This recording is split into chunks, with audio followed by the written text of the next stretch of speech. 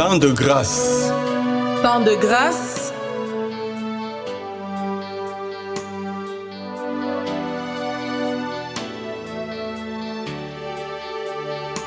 Temps de grâce, c'est le temps de faire connaître Christ à travers la prédication et le partage de l'Évangile.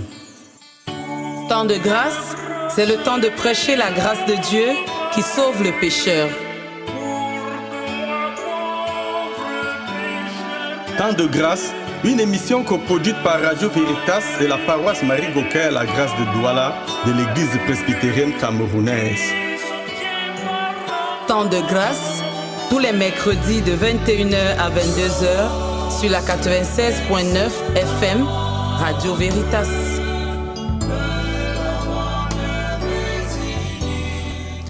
À la faveur de la fête de l'unité nationale le 20 mai dernier, nous avons traité de l'unité des chrétiens en nous appuyant sur le psaume 133. Le lendemain 21 mai, la communauté chrétienne commémorait l'ascension du Seigneur Jésus-Christ, retour vers le Père dont les bienfaits pour les chrétiens seront expliqués ce soir par notre invité, le révérend Vondo Théodore, pasteur de la paroisse EPC, Marie Goker la grâce de Bonamoussadi, ici même à Douala.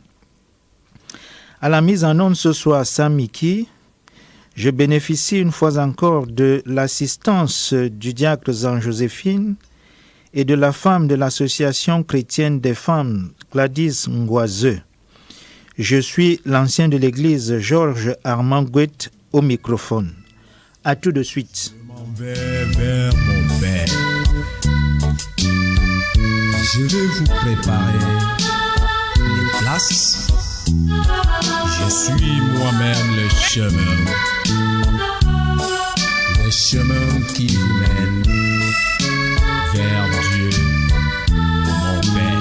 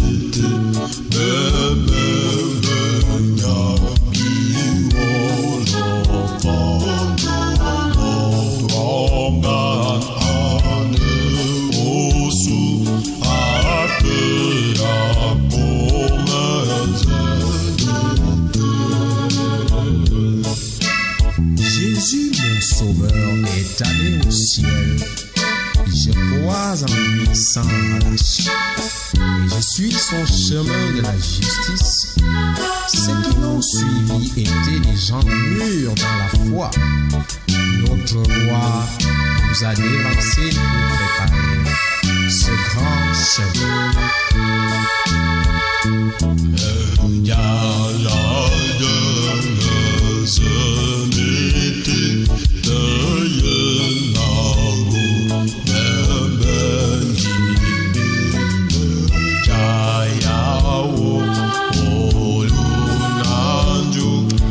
Jacques Jean-Joséphine, bonsoir.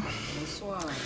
Nous allons avec vous parcourir le livre des Actes des Apôtres au chapitre 1 du premier verset au 14e verset.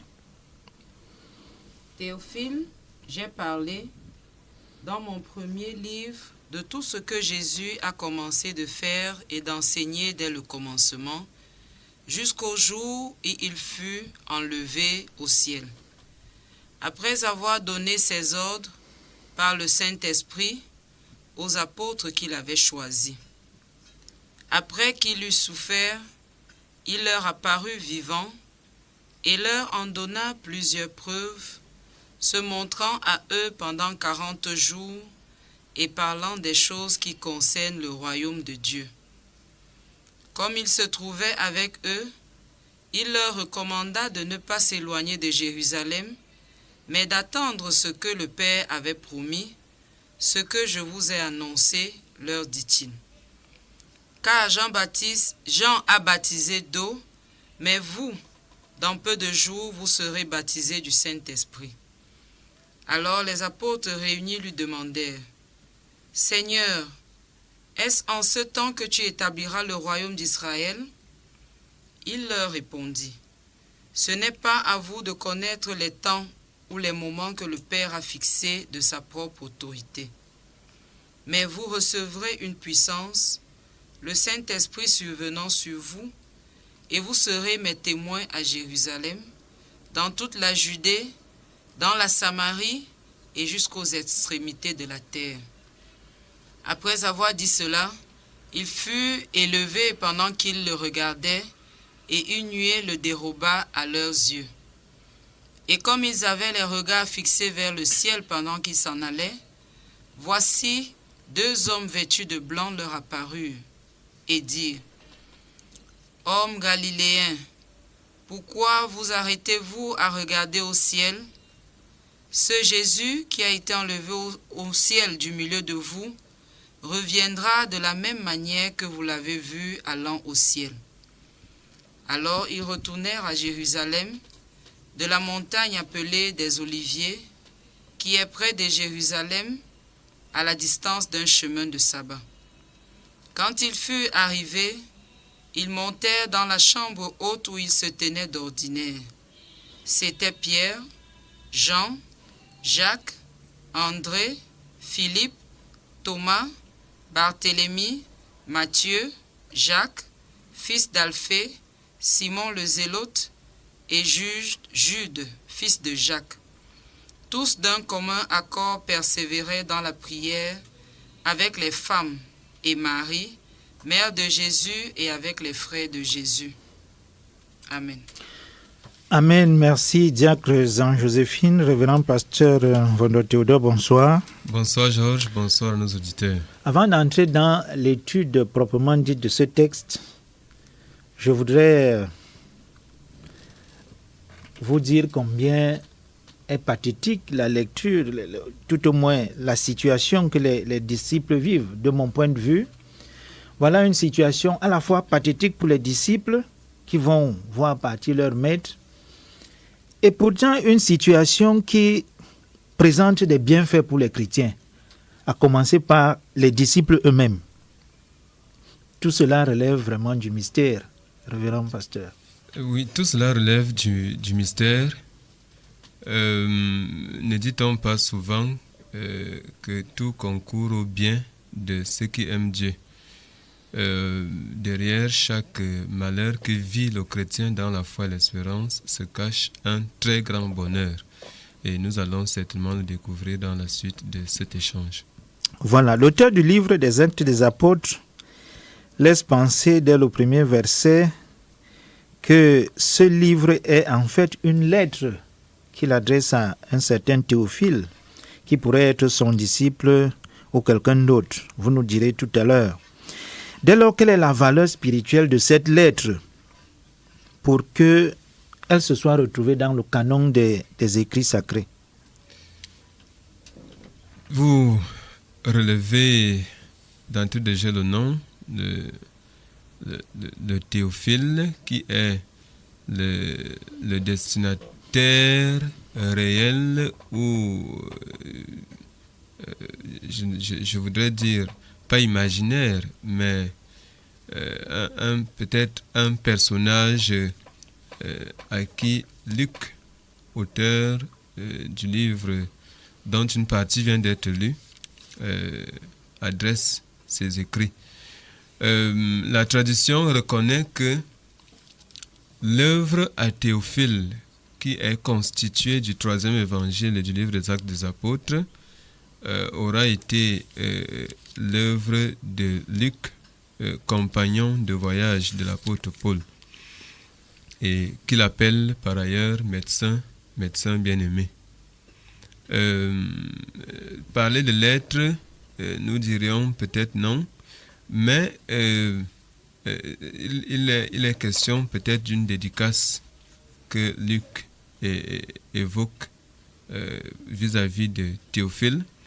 Le nom est d'ailleurs significatif et pourrait désigner un personnage identifiable, mais aussi un personnage qui pourrait s'identifier à toi et à moi, parce que théophile, c'est de la liaison de théos, Dieu, et de la notion du philéo, l'amour. Donc, l'aimer de Dieu, l'ami de Dieu.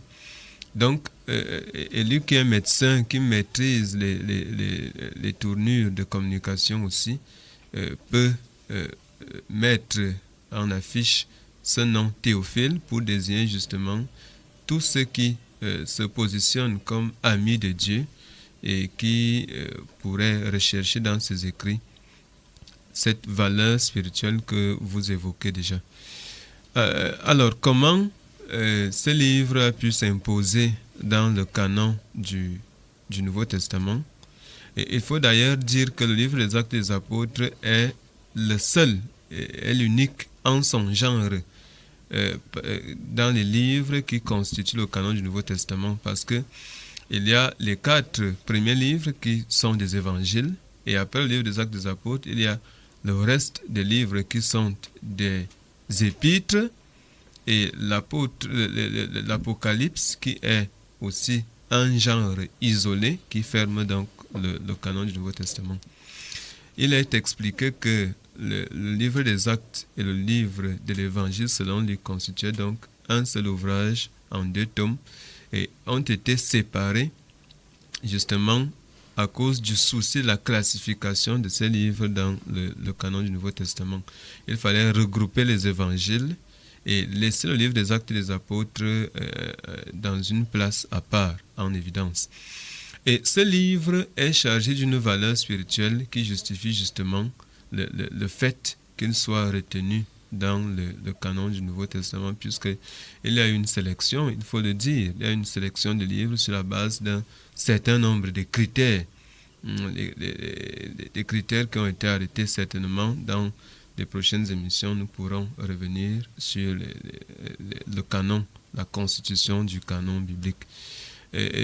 Mais il faut dire que le livre des Actes des Apôtres est comme une passerelle entre l'œuvre accomplie par Jésus au cours de son ministère public et que retracent les évangiles, et la vie de l'Église, c'est-à-dire comment est-ce que cette œuvre a continué à partir des mains des apôtres qui auront été des témoins privilégiés, des témoins oculaires de tout ce que Jésus avait commencé à faire, comme Luc le dit d'ailleurs.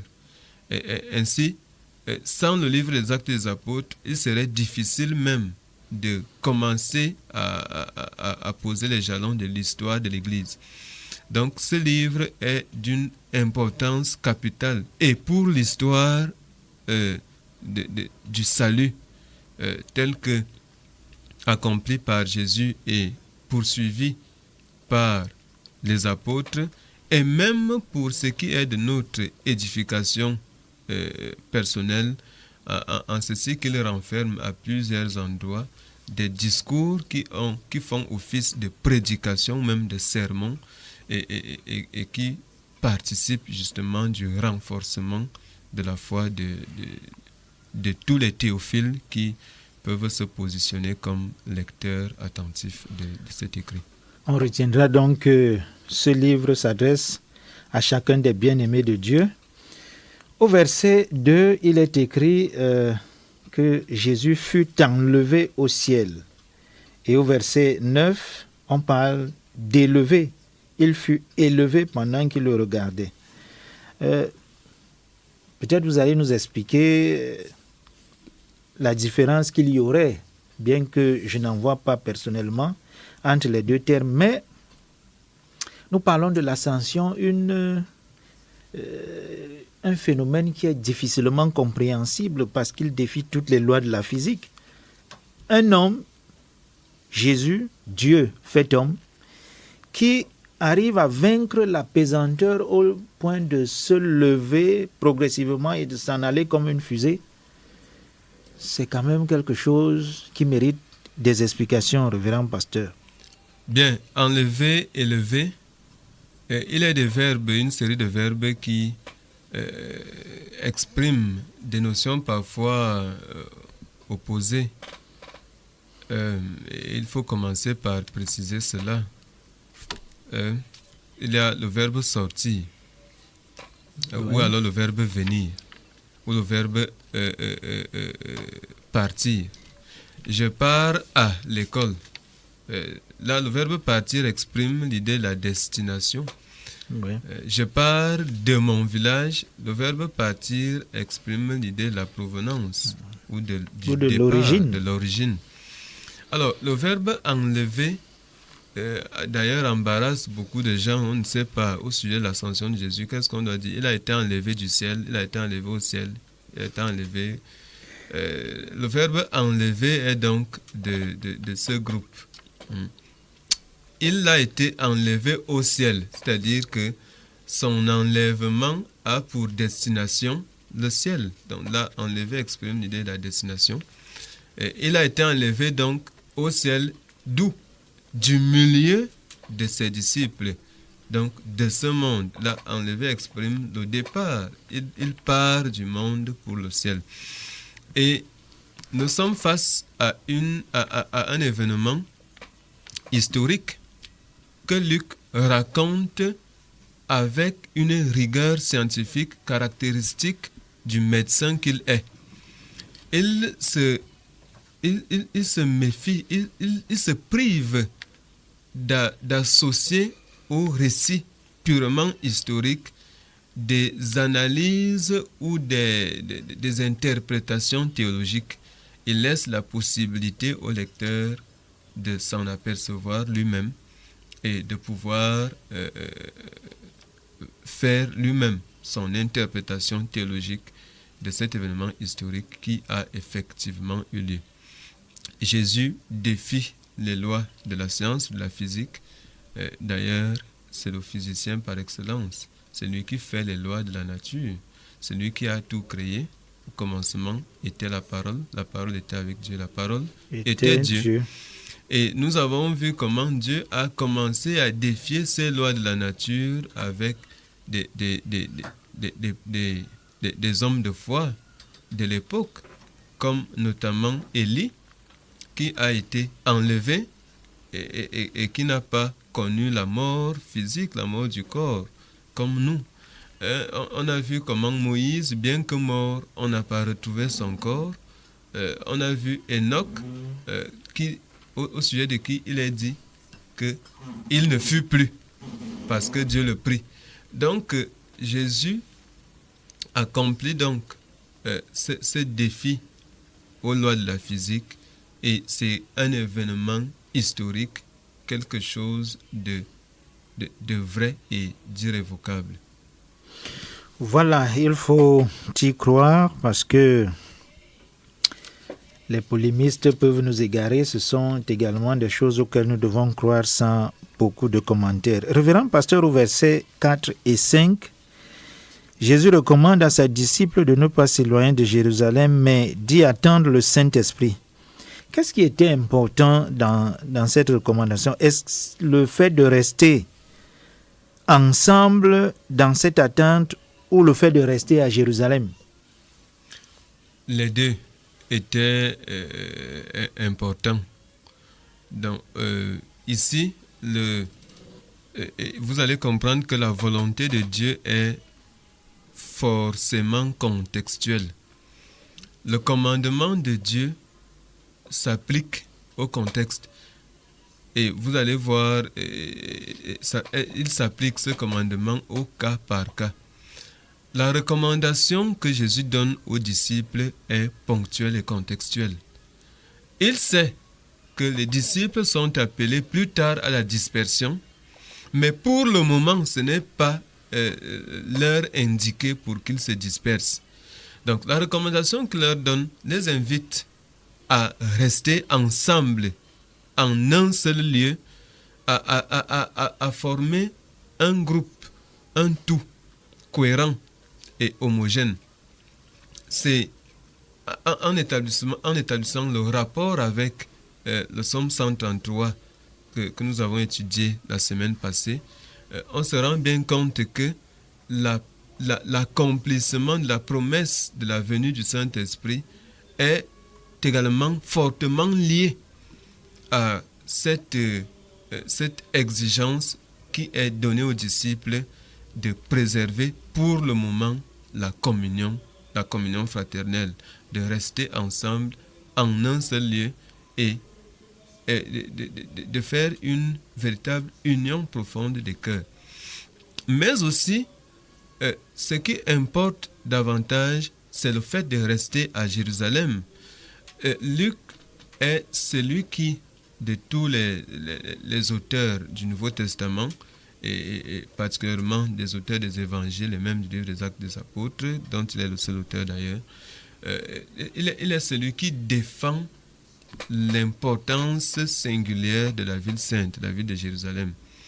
Remarquez à la lecture des autres évangiles, notamment les deux autres évangiles synoptiques, Matthieu et Marc, que l'événement de l'ascension est situé sur une montagne en Galilée, donc véritablement loin de Jérusalem, alors que Luc situe cet événement sur le mont des Oliviers dans la région de Béthanie, et il précise que cette montagne des Oliviers était loin de Jérusalem à la distance d'un chemin de sabbat. Donc, une distance véritablement négligeable. Et pour Jésus, il est question pour les disciples d'attendre à Jérusalem, précisément, l'accomplissement de la promesse qui leur a été faite. Et il ne faut pas s'en éloigner. Et donc là, Jérusalem est aussi non seulement le symbole du rassemblement, puisque c'est à Jérusalem que tous les croyants se sont toujours rassemblés dans l'histoire du peuple élu, mais aussi le symbole de la révélation. C'est là que Dieu se révèle à travers le don de son Esprit Saint aux apôtres, aux disciples. C'est le symbole de la lumière, le symbole de l'engagement ou du réveil ou de l'éveil qui va caractériser les disciples lorsqu'ils auront reçu justement cet Esprit Saint qui leur est promis ici. D'ailleurs, révérend pasteur, une chose est frappante. Souvenez-vous, la semaine dernière, nous traitions de l'unité des chrétiens au psaume 133 et nous disions que c'est quand les chrétiens sont ensemble que Dieu leur envoie la bénédiction. Ici, ils sont ensemble et c'est ensemble qu'ils vont recevoir le Saint-Esprit, d'après ce que Jésus dit. Exactement. Donc, ils sont appelés à rester unis, à rester ensemble, en un seul lieu et en un seul cœur, pour être dans les conditions favorables à la descente dans chacun de leurs cœurs du Saint-Esprit que Dieu va leur envoyer comme accomplissement de la promesse qu'il leur avait faite. Donc, aujourd'hui, il faut que nous comprenions que la fête de l'Ascension que nous avons célébrée il y a de cela quelques jours est encore un appel, une invite à la communion des cœurs, parce que c'est dans la communion des cœurs que nous recevons les grâces, et notamment la grâce de l'Esprit Saint. Voilà, au verset 6, il y a une sorte d'incompréhension qui persiste alors que Jésus est, on va dire, en fin de mission terrestre dans son ministère public, puisqu'il continue. Il nous a promis d'être avec nous tous les jours jusqu'à la fin du monde. Les apôtres lui posent la question: Seigneur, est-ce en ce temps que tu rétabliras le royaume d'Israël? Jusque-là, les apôtres, eux, restent arc-boutés à l'idée que Jésus est venu et sa mission, c'est de rétablir le royaume d'Israël. Qu'est-ce qui peut justifier que jusqu'à la dernière minute, au moment de la séparation physique, les apôtres en soient encore en train de démontrer qu'ils n'ont peut-être pas compris la grandeur de la mission de Jésus-Christ? Là encore, se dévoile le caractère d'homme de science qui, n'est-ce pas, marque la narration de Luc. Quand nous lisons Matthieu, il précise dans les mêmes circonstances l'état psychologique ou l'état spirituel des disciples. Il prend le soin de dire que quand ils l'ont vu, ils sont allés en course se prosterner devant lui, mais ils ont eu des doutes. Ça, c'est la précision de Matthieu, ils ont eu des doutes. Et Jean, dans sa manière et selon sa perspective, dit effectivement que les disciples ne pouvaient même pas comprendre tout ce que Jésus avait encore à leur dire. Dans le même contexte, c'est-à-dire dans les mêmes circonstances, Jésus leur dit « J'ai encore beaucoup de choses à vous dire, mais vous ne pouvez pas les porter maintenant. » Ils en recevront, selon la perspective de Jean, la capacité seulement lorsque l'Esprit Saint sera descendu en eux. Donc, les disciples sont encore dans la perspective des gens qui ne comprennent rien à ce qu'est véritablement la mission de Jésus. Et quand vous étudiez les écrits de Luc, vous avez tout de suite la possibilité de comprendre que il est celui que l'on peut appeler le spécialiste de la doctrine sur le Saint-Esprit dans le Nouveau Testament. Le terme scientifique que j'ai voulu éviter, c'est le pneumatologue. Il est le pneumatologue du Nouveau Testament. Il établit donc ici, avec un esprit de science, l'écart qui se fait observer entre l'attitude des disciples au moment où le maître les quitte et l'attitude des disciples au moment où le Saint-Esprit sera descendu. Et donc nous allons certainement le voir par la suite, tout le rôle qui est celui du Saint-Esprit dans la vie du croyant. Autrement dit ici, Luc montre que sans le Saint-Esprit, les disciples demeurent dans leur incrédulité ou dans les fausses croyances qu'ils s'étaient faites, qu'ils s'étaient fixées, dans des objectifs qu'ils s'étaient fixés au moment où ils disaient oui de façon aveugle à l'appel qui leur était adressé par le Maître. Voilà, nous allons mettre un terme à cette première partie de notre émission et nous reviendrons tout à l'heure pour parler de l'ascension en elle-même et des bénéfices que cette ascension a pour le chrétien. À tout de suite. Il est un seul chemin qui conduit à la vie, c'est Jésus le Sauveur mort sur la croix. Célébrons sa grandeur, son sang nous purifie, il a tout accompli à Golgotha. Jésus m'a libéré de tous mes péchés, il est mon divin sauveur, mon Seigneur. Je suis racheté par Christ, en lui je possède la vie. Oh, mon cœur chante gloire, gloire à Jésus, mon cœur chante gloire, gloire à Jésus. Bientôt je serai avec lui dans le ciel. Christ est ressuscité, c'est hymne de victoire vers Dieu, dans ce élan monte des cœurs. Voici l'achèvement de l'œuvre expiatoire, Christ est réellement ressuscité. Jésus m'a libéré de tous mes péchés, il est mon divin sauveur, mon Seigneur. Je suis racheté par Christ, en lui je possède la vie. Oh, mon cœur chante gloire, gloire à Jésus, mon cœur chante gloire, gloire à Jésus. Bientôt je serai avec lui dans le ciel.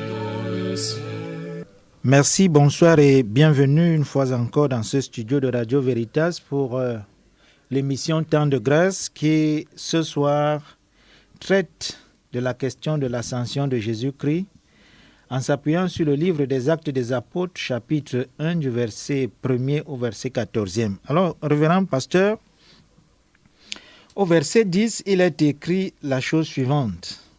Et comme ils avaient les regards, on parle là des disciples, et comme ils avaient les regards fixés vers le ciel pendant qu'ils s'en allaient, voici 2 hommes vêtus de blanc leur apparurent, verset 11, et dirent, « Hommes galiléens, pourquoi vous arrêtez-vous à regarder au ciel ? Ce Jésus qui a été enlevé au ciel du milieu de vous reviendra de la même manière que vous l'avez vu allant au ciel. » Alors on peut quand même observer que les disciples ont une attitude tout à fait particulière. Jésus est enlevé et eux ils s'arrêtent là à regarder le spectacle de son départ vers le ciel, probablement jusqu'à sa disparition, et ils restent là comme si... Enfin, la question est simple. Cette position indique quoi au juste ? Cette position indique le sentiment qui anime les disciples et qui les a animés depuis, avec les événements relatifs notamment à l'arrestation de Jésus, à sa crucifixion, à sa sépulture. C'est le sentiment d'un groupe de personnes qui voit son espérance brisée, ses espoirs totalement anéantis. Les disciples, lorsqu'ils restent avec les regards rivés au ciel, fixés au ciel, sont un peu dans la posture des gens qui se disent « Ah, voilà la fin de 3 ans de manœuvrage inutile. » D'ailleurs, il faut établir un lien entre la question qu'ils viennent de poser à Jésus sur le rétablissement du royaume d'Israël et l'attitude qu'ils affichent maintenant à rester là, plantés, à regarder au ciel. Et la réplique de l'ange confirme d'ailleurs cette lecture. Pourquoi vous arrêtez-vous à regarder au ciel? Ce n'est pas une question, c'est un reproche. Parce que si ça avait été une question, on s'attendrait à ce que l'ange donne aux disciples la possibilité de lui apporter une réponse. En effet, il n'attend pas de ses disciples une réponse, mais il leur fait un reproche. Il blâme en effet leur attitude qui traduit une sorte de rébellion vis-à-vis de la volonté du Maître et qui vient de leur être exprimée. Il est également ici question de pouvoir, pour mieux cerner ce caractère rebelle des disciples, d'effectuer une petite lecture parallèle avec les événements à la tour de Babel. Dieu dit à l'homme, allez multiplier, remplissez la terre et assujettissez-la.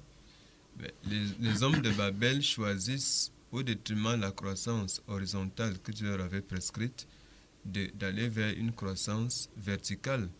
Et les disciples qui ont les yeux rivés vers le ciel, justement, disent non à toutes les recommandations que Jésus vient de leur faire au sujet de la nécessité pour eux de retourner à Jérusalem et d'y demeurer dans l'attente de l'accomplissement de la promesse qu'il vient de leur rappeler, conformément à la promesse que le Père leur a faite selon les paroles de Jésus dans ce récit, relative promesse à l'avènement, la descente de l'Esprit Saint.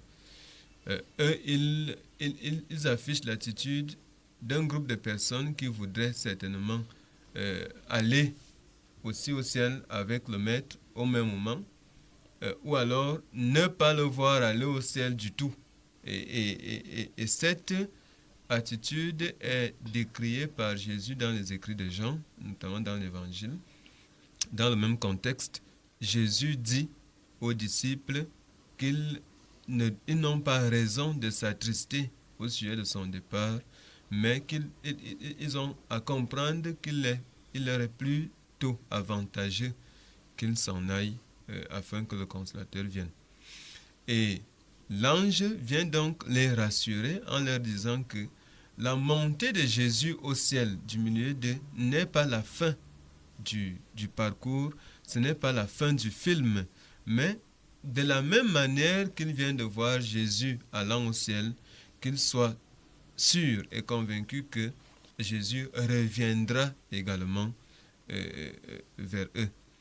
Et cette déclaration de l'ange revêt un double caractère. Elle rassure et elle interpelle. Elle rassure. Pourquoi? Parce que les disciples ne doivent pas perdre leur espérance à partir du fait qu'ils voient leur maître aller au ciel.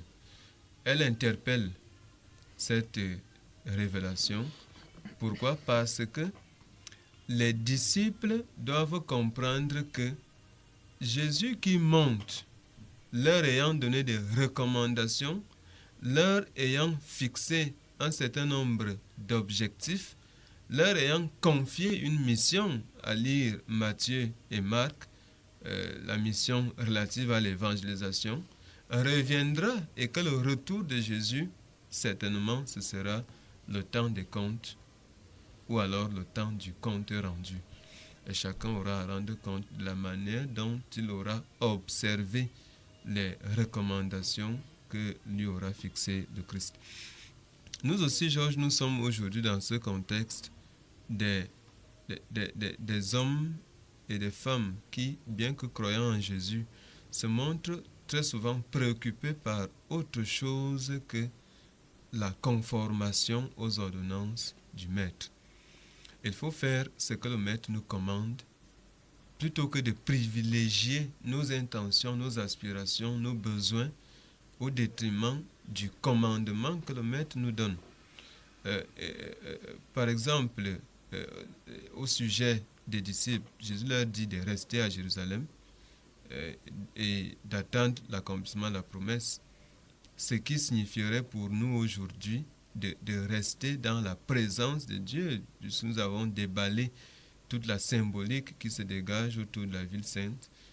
Rester dans la présence de Dieu, notamment dans sa maison sainte, le temple, parce que Jérusalem tire toute sa force et sa signification du temple qui est situé au sommet du mont Sion.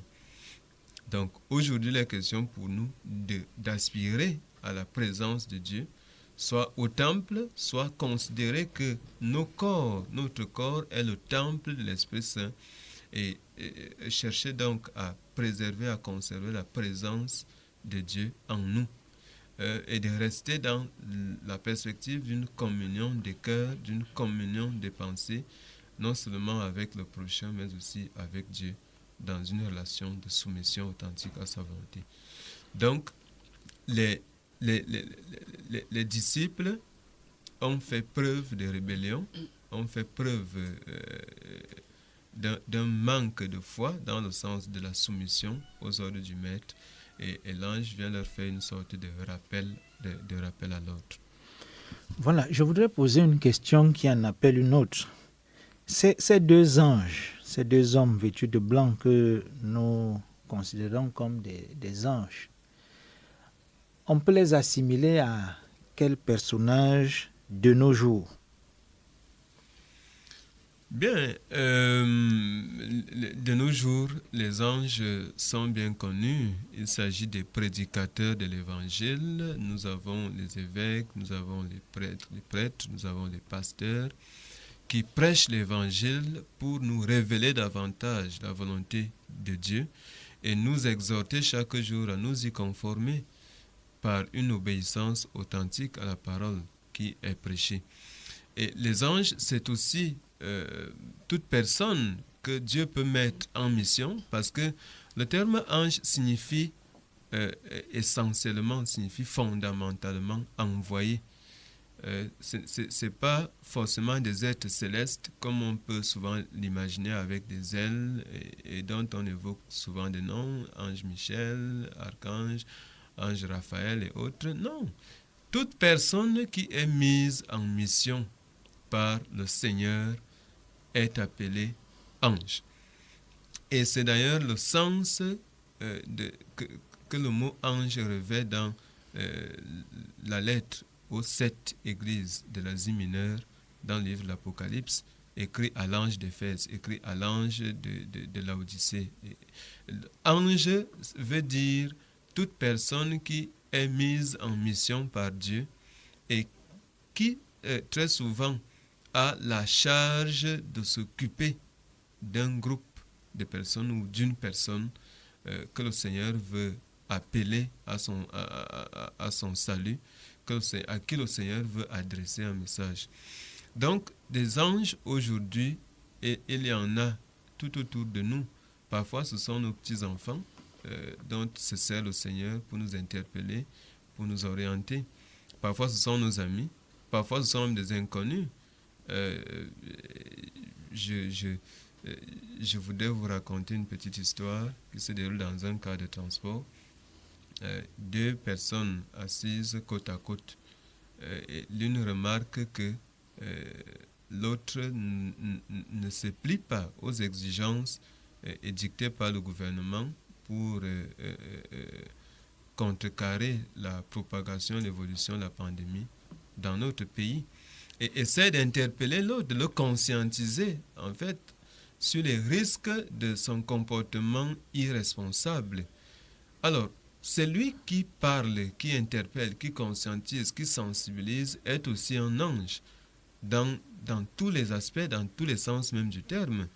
Il est envoyé par Dieu pour te parler, mais malheureusement, très souvent on entend des discours chargés d'un sentiment de répulsion. Et on dit, qui es-tu pour me faire la morale? Tu es quoi? Est-ce que tu n'es pas mieux placé pour me parler? D'ailleurs, si tu ne veux pas, il faut prendre ta propre voiture. Vraiment, c'est regrettable. Nous devons savoir que Dieu nous parle parfois même à travers des animaux autour de nous. Nous nous souvenons de l'épisode de Balaam qui va pour maudire, n'est-ce pas, et son cheval. Son fameux cheval. Son fameux cheval dit « je ne bouge pas » et il essaye de menacer et tout. Donc, même les animaux autour de nous, quand ils sont mis en mission par le Seigneur, et c'est possible, hein, ça paraît invraisemblable, mais c'est bel et bien possible. Et il y a des chiens qui parlent par leur attitude, et quand on leur demeure attentif à chaque signe, on est capable de passer, d'échapper à bien des menaces. Donc, nous avons des anges chaque jour que nous rencontrons sur notre passage. Il est question pour nous de demeurer attentifs à la voix du Seigneur. Je posais la question sur ces anges parce que précisément ils apparaissent au moment où les disciples sont en situation de faiblesse. Et leur présence est pour moi la preuve de l'amour innommable de Dieu. Et nous parle aujourd'hui lorsque nous serons en position de faiblesse, mais en nous demandant d'écouter notre environnement, d'écouter les autres, d'écouter et les envoyer que Dieu nous envoie pendant ces moments de difficulté et de faiblesse. Justement, vous voyez, les disciples sont dans l'anxiété que de voir s'en aller leur maître et que de voir donc briser tous leurs rêves, que de voir briser toute leur espérance qu'ils avaient fondée en ce Jésus qui est en train de les quitter sans une autre forme de procès. Alors, ils sont justement en situation de faiblesse et ils ont besoin d'être rassurés, d'être recadrés, d'être réorientés. Ils ont donc besoin d'un ange ou alors des anges, et le Seigneur dans son amour ne manque pas son devoir de mettre à la disposition de son peuple des gens capables de le rassurer, de le réorienter, de le restaurer, de le revigorer en de telles circonstances. Mais aujourd'hui, j'ai souvent entendu des gens dire à d'autres, tu es vraiment mon ange, tu es vraiment un ange pour moi. Lorsque peut-être il avait faim et l'autre est venu lui donner à manger. Cela nous appelle comme chrétiens à l'exercice, à la pratique de cette charité que Jésus n'a jamais cessé de recommander à ceux qui se réclament de lui. Mais il faut que nous comprenions aussi que on n'est pas ange que lorsqu'on donne à manger, on n'est pas ange que lorsqu'on donne de l'argent. Il faut que nous comprenions qu'on est surtout ange lorsqu'on déballe un message qui pourrait conduire à un salut total une personne qui est sur le chemin de l'égarement. Et moi, je dis toujours que si j'ai un ami qui ne peut pas me dire la vérité sur mes égarements, je considère qu'il n'est pas mon ami. On a à l'égard de son ami une principale mission, celle de le conduire au salut. Et cela doit être, en tout cas, par là, nous serons un véritable ange auprès de lui. Voilà, révérend pasteur, parlons maintenant des bénéfices de l'ascension, bien que la réponse ne se trouve probablement pas dans le texte qui a été lu, mais la Bible ne fourmille-t-elle pas de vérité en dizaines, en centaines, en milliers d'exemples? Quels sont les bénéfices que le chrétien attend de l'ascension? Les bénéfices que le chrétien attend de l'ascension sont même certains cités dans ce passage. D'accord. Luc les évoque au passage. Il n'y attache pas une très grande importance parce qu'il sait qu'il reviendra dessus tout au long de cet écrit du livre des Actes des Apôtres. Parce que il faut voir l'enchaînement du dialogue entre Jésus et ses disciples. Il interroge sur le moment du rétablissement ou de la restauration du royaume d'Israël. Jésus les oriente ailleurs. Ce n'est pas à vous de connaître les moments ou les temps que le Seigneur fixe de sa propre autorité, mais vous recevrez une puissance, c'est-à-dire quand je m'en serai allé, je vous enverrai donc une puissance, le Saint-Esprit survenant sur vous, et vous serez mes témoins, ainsi de suite, ainsi de suite. Donc, dans la perspective d'une bonne compréhension, d'une meilleure saisie de ces propos et de leur profondeur, il faut faire une lecture parallèle avec le texte de Jean, notamment chapitre 14, 15 et 16, qui reviennent sur les avantages de l'ascension du Maître. Jésus, voyant que les disciples étaient attristés que de le savoir partant ou allant au ciel, ou même que de le voir enlevé au ciel du milieu d'eux, va leur dire un certain nombre de choses. Et ce qui captive davantage notre attention, c'est le don de la paix comme assurance qu'il leur fait, et la déclaration selon laquelle il est plus avantageux pour les disciples que Jésus s'en aille, car s'il ne va pas, le consolateur ne viendra pas. Nous l'avons dit tout à l'heure, Jésus sait que les disciples sont destinés à la dispersion, à la diaspora, même si pour l'instant il les exhorte à la communion et au rassemblement. Alors, dans la perspective de la dispersion qui est inévitable, en ceci que les disciples sont appelés à accomplir forcément la mission d'évangélisation, le Jésus physique ne pouvait pas être avec chacun des disciples dans sa mission.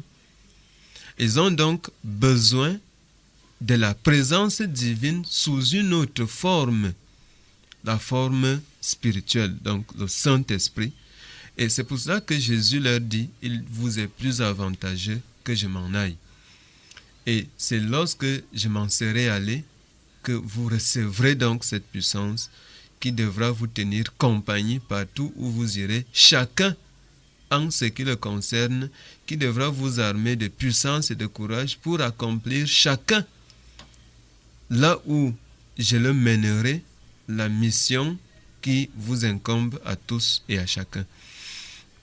Donc, l'ascension de Jésus n'est pas un vide qui se crée, mais plutôt un rassemblement qui vient répondre à un besoin ponctuel, à un besoin réel, à un besoin effectif que les disciples jusqu'ici ne ressentent pas encore, mais dont ils découvriront la pertinence un peu plus tard.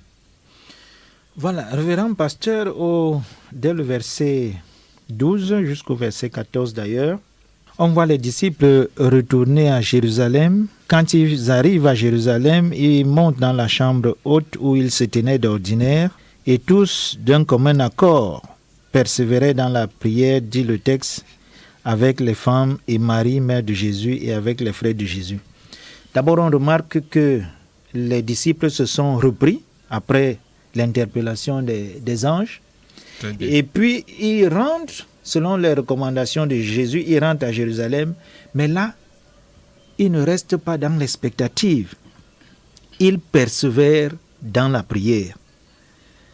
C'est ça l'exemple que les disciples finissent par nous donner, malgré leur état de faiblesse. Oui, c'est essentiel de noter toujours cette évolution d'un statut de rébellion ou d'incrédulité vers un statut de soumission ou de conformation à l'ordre du Seigneur. Et cela est caractéristique de l'attitude et du comportement des disciples depuis la manifestation, les manifestations les plus parlantes de leur doute ou de leur incrédulité, c'est-à-dire avec les événements de la passion et de la sépulture, et même au sujet de la résurrection de Jésus, dont ils vont rejeter d'abord le témoignage à plusieurs niveaux, tel qu'on le voit dans les évangiles. Et ici, ils viennent encore de manifester une faiblesse, mais ils se plient à l'ordre des anges et ils se ravisent, ils se rebiffent et ils retournent à Jérusalem conformément à la recommandation que Jésus leur avait déjà faite. Et nous ne le dirons donc jamais assez. Le bon chrétien n'est pas celui qui ne tombe jamais, car il n'existe pas. Mais le bon chrétien est celui qui, lorsqu'il lui arrive de tomber, reste attentif à chacun des signes et des messages que le Seigneur va déployer tout autour de lui pour le ramener de la mort à la vie, des ténèbres de sa chute et de sa rébellion à la lumière du salut que Dieu accorde. Et c'est bien ce que font les disciples, et ils finissent par se conformer à l'exigence ou à la recommandation que Jésus vient de leur faire. Et lorsqu'ils arrivent à Jérusalem, ils mettent, c'est-à-dire à la lettre en pratique, tout ce que Jésus leur recommande, tout ce qu'il leur exprime comme volonté. Ils sont ensemble dans la chambre haute, donc où ils se tenaient d'ordinaire, et puis ils restent dans la prière, ils restent dans la voie que Jésus avait justement tracée devant eux. Mais Luc prend ici le soin, et peut-être ce détail vous aurait échappé, le soin de dresser la liste de ceux qui auront été les témoins de l'ascension de Jésus. Et vous pouvez interroger cette liste dans une perspective comparative avec la première liste que Luc dresse au chapitre 6 de son évangile, et où on lit les noms de ceux que Jésus avait appelés parmi les disciples et dont il avait fait apôtre. Et vous voyez que les deux listes, vous allez faire il y a des différences. Il y a notamment un nom qui avait figuré sur la première liste, mais qui ici n'apparaît plus, le nom de Judas. Et vous voyez donc, comme le dit le sage, la fin d'une chose vaut mieux que son commencement. Luc, à travers cette liste, montre aussi que il ne sert véritablement à rien de commencer une mission ou de commencer un parcours, un processus sans l'achever. Il faut aller jusqu'au bout. Il faut être parmi les témoins de la dernière heure, les témoins de l'ascension de Jésus. Et c'est à ces témoins de l'ascension de Jésus qu'est faite la promesse d'être aussi témoin de son retour, de son avènement. C'est quelque chose de fondamental et de merveilleux dans la manière dont Luc retrace l'événement de l'ascension du Maître.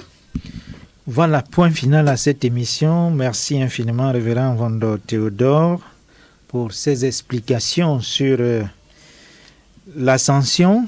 J'ai bénéficié de la collaboration de deux charmantes sœurs en Christ, le diacre Jean-Joséphine et la femme de l'ACF, Gladys Ngoiseux. Samiki était à la mise en onde ce soir. Cette émission sera rediffusée samedi de 14h à 15h. Vous êtes bien sur Radio Veritas. Restez-y. Bonsoir et à plus tard.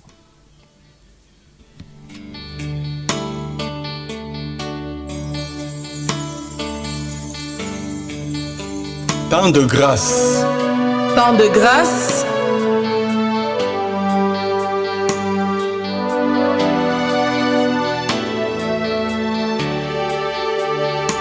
Temps de grâce, c'est le temps de faire connaître Christ à travers la prédication et le partage de l'Évangile. Temps de grâce, c'est le temps de prêcher la grâce de Dieu qui sauve le pécheur. Temps de grâce, une émission coproduite par Radio Veritas et la paroisse Marie Goquet à la grâce de Douala de l'église presbytérienne camerounaise. Temps de grâce, tous les mercredis de 21h à 22h sur la 96.9 FM Radio Veritas.